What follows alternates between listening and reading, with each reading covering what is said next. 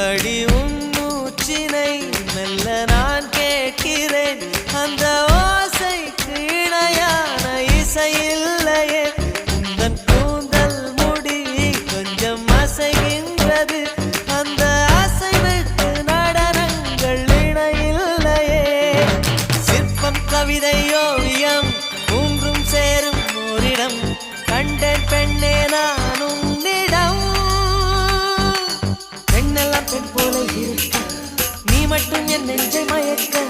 பூமிக்கு வந்தாய தேவதை போலவே